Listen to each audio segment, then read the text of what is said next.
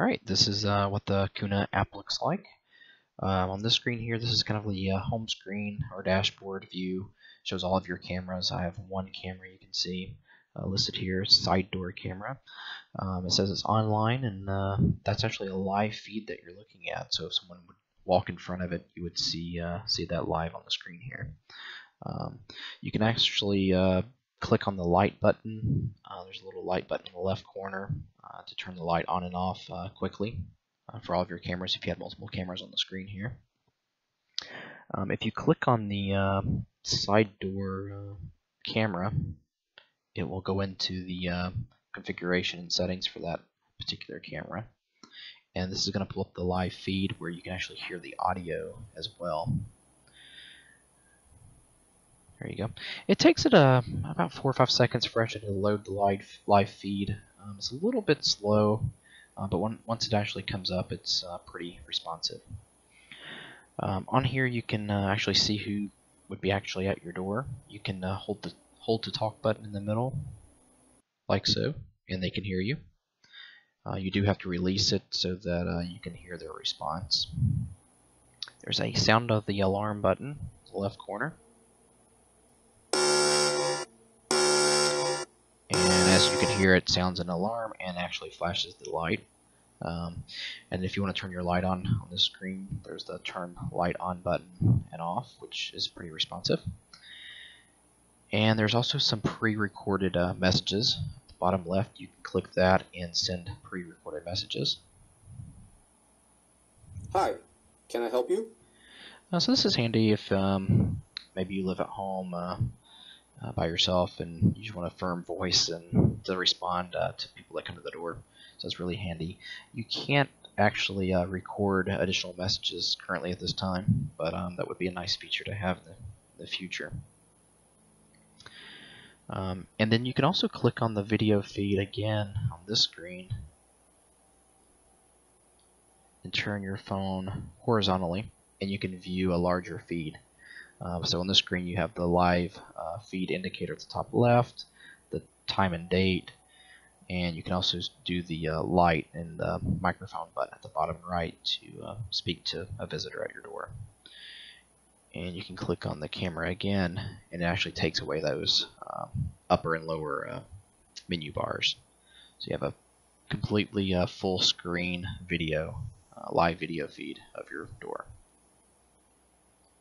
So I'm going to turn it back vertically, and at the bottom down here you can see there's 4 different options. There's the cameras, and there's also the recordings button. If you click this, you'll see all of the recordings that took place.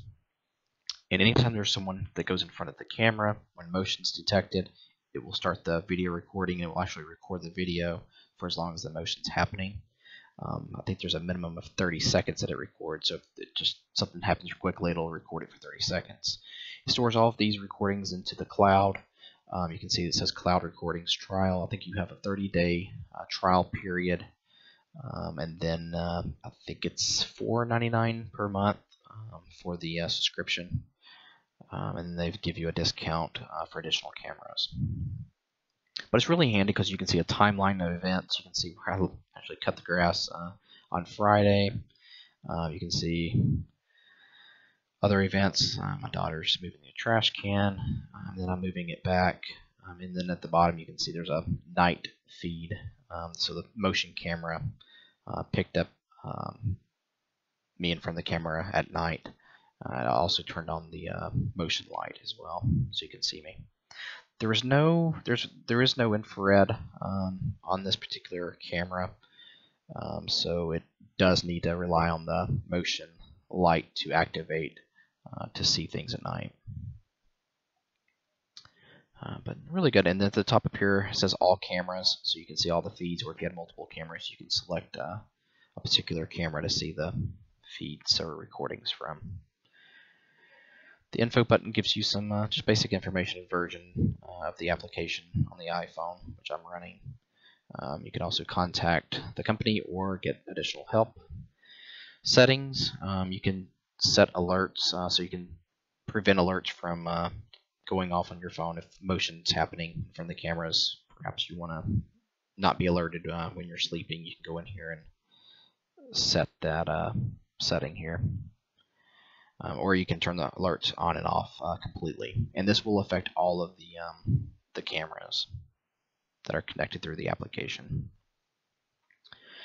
So if we go back to cameras, this is kind of the cameras dashboard where you see all of your cameras. You can click the settings button on a particular camera, which is in the right corner here, and you can set individual camera settings. Here you can change the name of the camera. You see the serial number, time zone, and then you can set up your light, which is currently on or off. You can change that here. Or you can set up a light schedule. I've got mine set to never, but you can set it up to come on at dark, or you can set up a particular time for it to come on. The same with the off feature. You can set up for a specific time, or when it becomes morning, it can go off automatically. Or you can set up for motion. I've got mine set for motion at night, so the light would only come on at night when there's motion in front of it, or unless I turn it on manually from the application. And there's also a weekend schedule, so if you have a different schedule you want for the weekend, you can set that up there.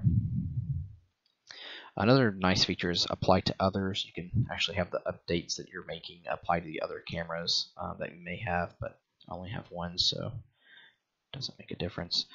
The motion sensitivity, I think, comes around by default around 90. I set mine to 70 because I had some motion being detected that really wasn't there. Maybe it was a bug or something really tiny. So I found that the 70 actually works pretty well for me.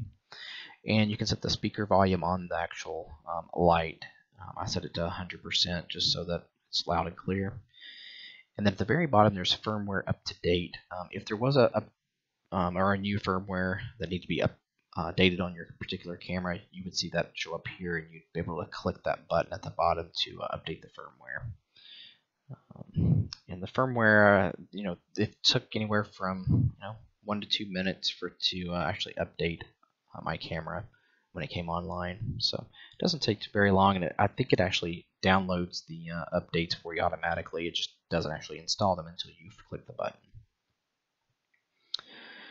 And lastly, at the very top of the cameras tab, you'll see there's a little plus sign next to a video recorder. You can click that, and this is where you would actually add a new camera.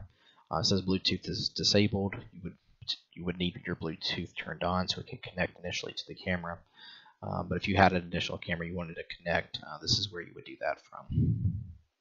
And that's pretty much it. Thank you.